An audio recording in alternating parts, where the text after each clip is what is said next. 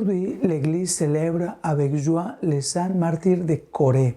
André Kim Taegon, premier prêtre coréen, Paul Chong Hassan, apôtre laïc infatigable, et près de 100 fidèles laïcs, catéchistes, femmes, enfants et prêtres qui ont donné leur vie entre le XVIIIe siècle et XIXe siècle pour n'avoir pas renié le Christ. Au total, plus de 10 000 chrétiens ont été martyrisés en Corée avant l'instauration de la liberté religieuse. Ces martyrs, nés dans une église jeune, ont fondé par leur sang ce qui est aujourd'hui l'une des communautés chrétiennes les plus dynamiques de l'Asie. La foi est arrivée en Corée non pas par l'intermédiaire des prêtres missionnaires, mais par des laïcs qui ont lu l'Évangile et décidé de le vivre. Leur témoignage nous parle avec force aujourd'hui. La semence semée en bonne terre porte du fruit, même après avoir traversé la croix. Et c'est avec une joie profonde que nous regardons aussi vers l'avenir. En 2027, les Journées mondiales de la jeunesse seront célébrées en Corée du Sud. Les saints des martyrs deviennent la semence de nouvelles vocations, d'une espérance juvénile, des témoins de l'Évangile pour un monde assoiffé. Comme pilule, un martyr ne meurt pas, il sème. Sa vie est l'Évangile sur une terre fertile. L'Évangile est pris du chapitre 8 de Saint Luc, du verset 4 au 15. En ce temps-là, comme une grande foule se rassemblait et que de chaque ville on venait vers Jésus, il dit dans une parabole, « Le semeur sortit pour semer la semence, et comme il semait, il en tombe au bord du chemin. Les passants la piétinèrent, et les oiseaux du ciel mangèrent tout. Il en tombe aussi dans les pierres. Elle pousse et elle sèche parce qu'elle n'avait pas d'humidité. Il en tombe aussi au milieu des ronces, et les ronces, en poussant avec elle, l'étouffèrent.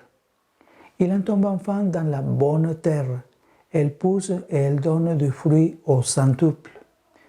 Disant cela, il élève la voix. Celui qui a des oreilles pour entendre, qu'il entende. Ses disciples lui demandaient ce que signifie cette parabole.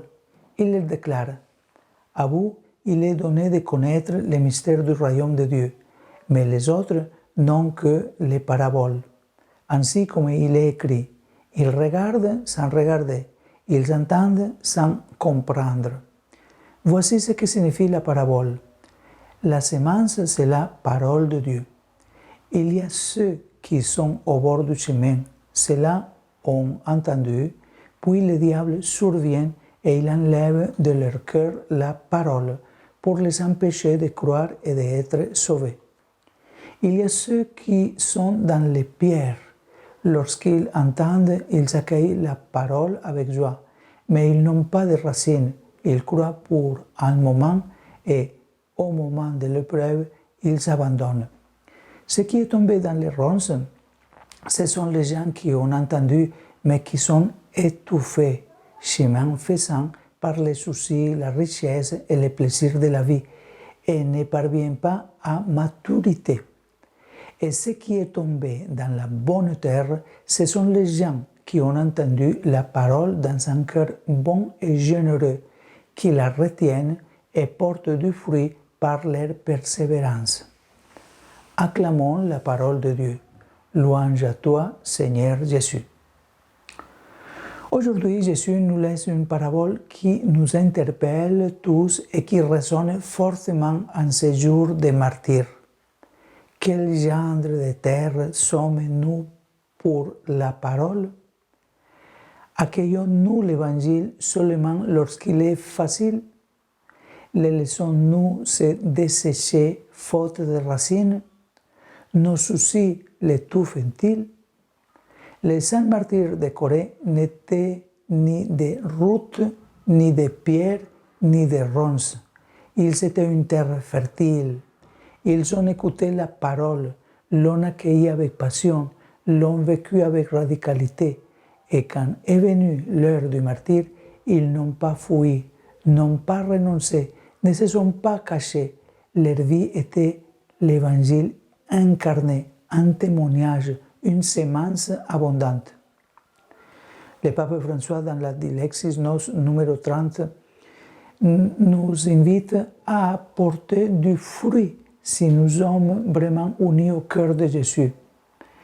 Porter du fruit n'est pas un effort volontaire, mais l'œuvre de la parole accueillie avec persévérance et confiance. Parce que la parole de Dieu est parole de vie. Chez chaque jeune qui se prépare au GMJ de Corée en 2027, dans chaque cœur qui retourne à la prière, dans chacune communauté qui se purifie, l'écho de ces martyrs résonne encore. L'Église est bâtie sur un dévouement humble et fidèle. Aujourd'hui, plus que jamais, nous avons besoin de cette bonne terre. Nous avons besoin de témoins plus que de martyrs du quotidien, de jeunes enracinés et d'adultes porteurs d'espérance. Que la sémence ne se perde pas par superficialité ou par peur. Prions. Seigneur Jésus, tu as semé ta parole dans nos cœurs. Fais de nous une bonne terre qui accueille et porte du fruit. Que le témoignage d'André Kim, de Pablo Chon et de leurs compagnons nous encourage à vivre avec fermeté, joie et persévérance. Prépare dès maintenant,